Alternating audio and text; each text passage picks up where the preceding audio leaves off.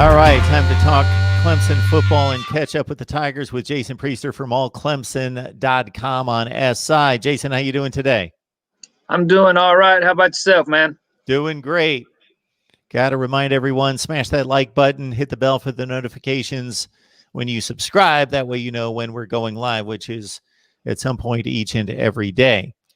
All right, Clemson produces a lot of NFL players. What's the next batch? Of course, Travis Etienne made that decision last year to come back, but of course he's going to move on to the next level. Trevor Lawrence as well. Of course, he's most likely the number one pick in the whole shebang. Who are those guys that have made the decision to come back, made the decision to move on to the NFL, and then are we waiting on anyone else? It sounds like that outside of Trevor Lawrence and Travis Etienne and Cornell Powell and Amari Rogers, pretty much everybody's going to be back. I know there's been no official announcement regarding Xavier Thomas, but by all indications are that he's going to be back. It's been confirmed the entire starting defense is going to be back.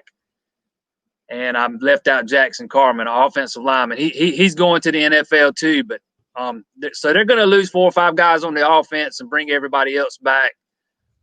So it could have been a lot worse. You know, there's a lot of guys, James Skowski, Nolan Turner, taking advantage of that free year of eligibility and coming back next year. It could have been a lot worse. Yeah, I was going to say this is turning out to be a lot better than expected in terms of guys at a place like Clemson. You guys typically lose your batch of NFL seniors, but then usually have another 3 to 4 guys that declare early. And you knew Trevor was gone. Etienne, of course, had come up on that senior year and wasn't going to extend his career another year. So those were gimme. Jackson Carman, there was a decision to be made there, but still, you got to feel really good about all those guys coming back. Yeah, I know most people assumed that Darion Kendrick was going to be gone, and he surprised some people when he announced he was coming back. I thought he was going to. I always thought he was a 3-year guy. Like I mentioned, Xavier Thomas, most assumed he would be a 3-year guy when he got to Clemson. Things just haven't panned out for him for one reason or another on the field.